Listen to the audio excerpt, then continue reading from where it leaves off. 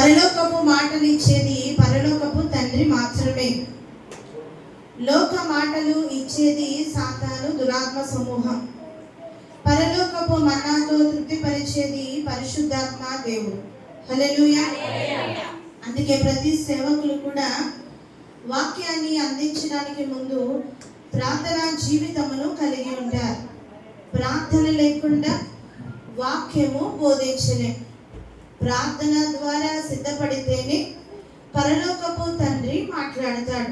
గత రోజుల్లో మా యొక్క మందిరంలో, మా గృహంలో ప్రార్థన ద్వారా సిద్ధపడే మీ మధ్యకు రావడానికి దేవుని యొక్క ఉచితమైన కృప. హల్లెలూయా. పరిశుద్ధాత్మ దేవుడు మన మధ్యకు వచ్చి మాట్లాడినప్పుడు ప్రతి మాట ఎవరైతే శ్రద్ధగా వింటారో వారి జీవితంలో నెరవేర్పు. అందుకే దేవుని వాక్యం అంటది, వినుట వలన విశ్వాసము కలుగును. మనుషుడు రొట్టె వల్ల మాత్రము కాదు గాని దేవుని నోట నుండి వచ్చు ప్రతి మాట వలన బ్రతుకుతాడు. హల్లెలూయా. మాటకు అంత పవర్ ఉంది. దేవుని మాటకు అంత శక్తి ఉంది. దేవుని మాట స్వస్థపరుస్తుంది. దేవుని మాట ఆయుష్నిస్తుంది. దేవుని మాట బలపరుస్తుంది. అదే మాట ప్రకారము దేవుడు ఈ గృహంలో చక్కని కుమారుని దేవుడిచ్చాడు. హల్లెలూయా. 2021వ సంవత్సరంలో దేవుడు నవీన్ కుమారును ఈ యొక్క కుటుంబంలో బహుమానముగా ఇచ్చి ఉన్నాడు. హల్లెలూయా. చాలా కుటుంబాల్లో ఆ తల్లో ఎవరైనా సరే ప్రభు సన్నిధికి వెళ్ళిపోతే ఆ యొక్క సంఖ్య తగ్గిపోద్ది. మా కుటుంబంలో అయితే దేవుడు అదే సంవత్సరంలో అదే సంఖ్యను అలా పెట్టాడు. హల్లెలూయా. మరి చక్కని బహుమానములు దేవుడు ఇచ్చి ఉన్నాడు. హల్లెలూయా. ఎక్కడి నుండి వచ్చింది ఈ బహుమానం అంటే దేవుడు ఇచ్చాడు. హల్లెలూయా. దేవుడే ఇచ్చే దేవుడు. 127వ కీర్తనలో కుమారులు యెహోవాను గ్రహించి బహుమానమేగా, గర్భఫలం ఆయన ఇచ్చిందే కదా. దేవుడే ఈ బిడ్డను ఇచ్చాడు. హల్లెలూయా. దేవుడు ఇచ్చాడు కాబట్టి దేవుడే పెంచుతాడు, దేవుడే ఆశీర్వదిస్తాడు, దేవుడే కృపతో నింపుతాడు, దీవెనతో నింపుతాడు. హల్లెలూయా. బైబిల్ గ్రంథంలో మనం చూసినట్లయితే దేవుడిచ్చిన బహుమానాలన్నీ ఆశీర్వాదకరంగానే ఉన్నాయి. అబ్రహాముకు ఇస్సాకును దేవుడు కుమారుడిగా ఇచ్చాడు. ఆ కుమారుడు ఆశీర్వాదకరంగా ఉన్నాడు. ఇస్సాకు కరువులో విత్తనము వేసిన నూరంతల ఫలము పొందాడు. దేవుడిచ్చే కుమారులు ఆశీర్వాదము పొందుటకు వారసులు. హల్లెలూయా. అందుకే రోమా పత్రికలో ఉంటది కదా, 8వ అధ్యాయంలో ఆత్మానుసారముగా ఉన్నవారే దేవుని వారసులు, శరీరానుసారముగా ఉన్నవారు దేవునికి ఇష్టమైన వారు కాదు. ఈ భక్తి ఎలాంటిదంటే ఆత్మతో చేసేది. హల్లెలూయా. పై మెరుగులు దేవుడు ఇష్టపడడు కానీ ఆత్మతో సత్యముతో దేవుని ఆరాధించాలని దేవుని వాక్యము సెలవిస్తుంది. హల్లెలూయా.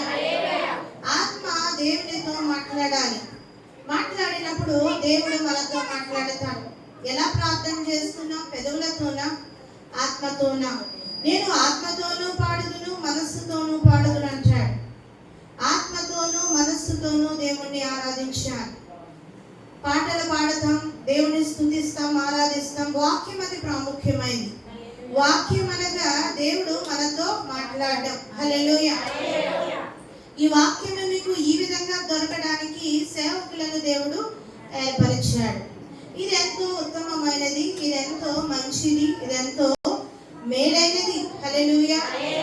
మేలైన దానిని పూజించుటకు మనమందరము ఈ మందిరంలో కూర్చుని ఉన్నాం. బోధించే నేను కూడా దేవుని మాటలు పూజించడానికి వచ్చాను.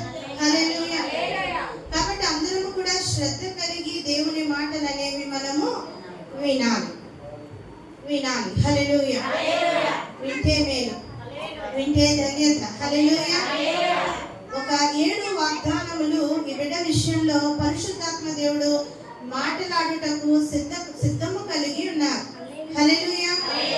మొదటి వాగ్దానము కీర్తనలు 115వ కీర్తన 12వ వచనం. 115వ కీర్తన 12వ వచనం.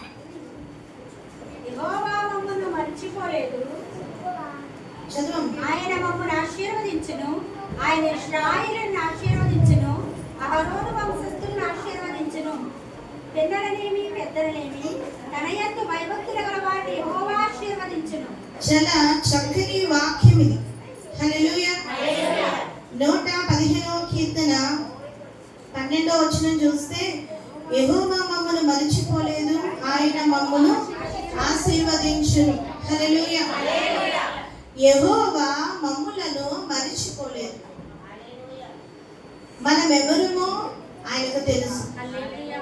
మన పరిచయస్తులు మనల్ని మర్చిపోవచ్చు, కానీ చూడండి, చిన్నతనంలో పరిచయస్తులుంటే మనము ఈ వయసు వచ్చాక వాళ్ళు ఎదురు పడితే మనం గుర్తుపట్టలేకపోవచ్చు. దేవుడైతే మనల్ని మర్చిపోడు. నీ బాల్యం ఆయనకు తెలుసు, యవ్వన కాలం ఆయనకు తెలుసు, వివాహం ఆయనకు తెలుసు, నీ వృద్ధాప్యం ఆయనకు తెలుసు.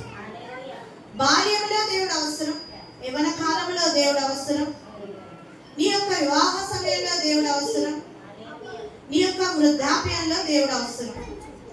ప్రతి సందర్భంలోనూ కూటం అవసరం. హల్లెలూయా. కృతజ్ఞత లేని జీవితాలు దేవునికి ఇష్టమైనవి కాదు. 103వ కీర్తనలో దావీదు అంటాడు, ఆయన చేసిన ఉపకారములలో దేనిని మరవద్దని. అమ్మ వినాలి, ఆయన చేసిన ఉపకారాలలో దేనిని మరవద్దని ఆయన పక్కోడితో చెప్పలే, ఎదిరింటోడితో చెప్పలే, స్నేహితుడితో చెప్పలే. దావీదు తన ప్రాణంతో చెప్పాడు, నా ప్రాణమా ఆయన చేసిన ఉపకారాలలో దేనిని మరవద్దు సుమా, నా అంతరంగమున సమస్తమా ఆయన చేసిన ఉపకారాల్లో దేనిని మరవద్దు అంటాడు.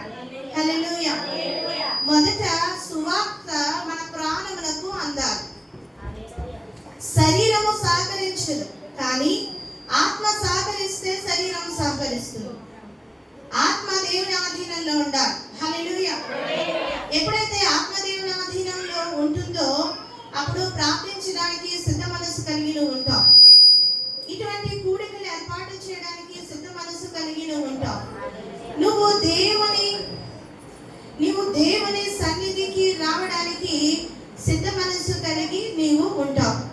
నవీని గృహంలో పుట్టాడంటే ఇది దేవుడు చేసిన ఉపకారము ఈ కుటుంబానికి.